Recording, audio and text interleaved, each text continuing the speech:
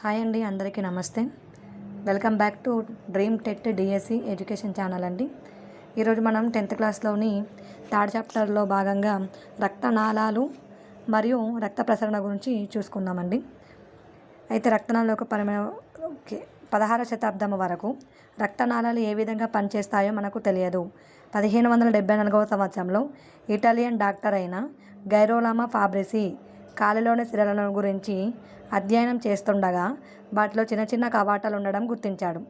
ఇక్కడ ఏం చెప్తున్నారండి, 1574వ సంవత్సరంలో 1574 ఇయర్లో ఇటాలియన్ డాక్టర్ అతని పేరేంటి, గైరోలామో ఫాబ్రిసి.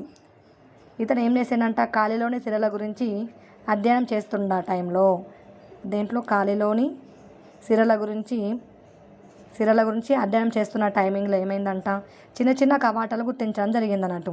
చిన్న చిన్న కవాటాలు దేంట్లో గుర్తించడం జరిగింది, కాలిలోని సిరల గురించి అధ్యయనం చేస్తున్న టైంలో చిన్న చిన్న కవాటాలు ఉండటం అనేది గుర్తించారు. ఎవరు, గైరోలామో ఫాబ్రిసి కాలిలోని సిరలను గురించి అధ్యయనం చేస్తున్న టైంలో చిన్న చిన్న కవాటాలు ఉండటం అనేది గమనించారన్నట్టు. అయితే ఇవి ఏం చేస్తాయంట, రక్తాన్ని గుండె వైపుకు మాత్రమే ప్రవహింపజేస్తాయి. ఏంటి, కవాటాలు. ఈ కవాటాలు అనేవి రక్తాన్ని గుండె వైపుకు మాత్రమే ప్రవహించనిస్తాయి. ఇవి రక్తాన్ని వెనుకకు ప్రవహించనియని ఏకదిశ కవాటాలు. అంటే ఇక్కడ ఏంటి, రక్తాన్ని గుండె వైపుకు మాత్రమే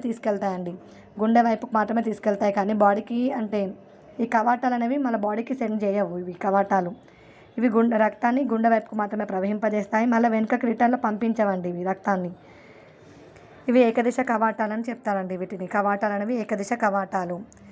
సిరలలో రక్తం అనేది కాలి కండరాల కదలికకు తోడ్పడుతుందండి.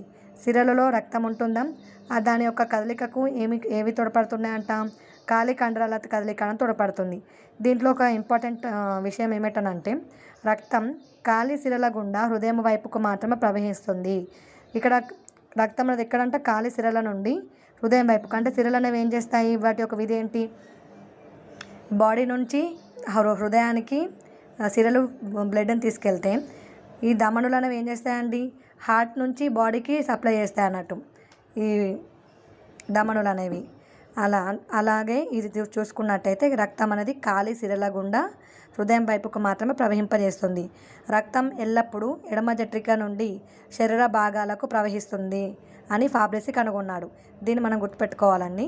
రక్తం ఎప్పుడు కూడా ఎక్కడి నుండి ప్రవహిస్తుందట, శరీర భాగాలకు, ఎడమ జఠరిక నుండి శరీర భాగాలకు ప్రవహిస్తుందని ఫాబ్రిసి కనుగొన్నాడు.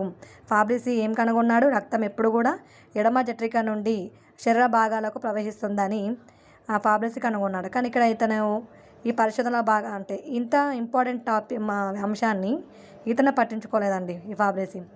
ఇందులో ఇచ్చిన టాపిక్ అన్ని రక్త ప్రసరణ. థ్యాంక్ యూ అండి.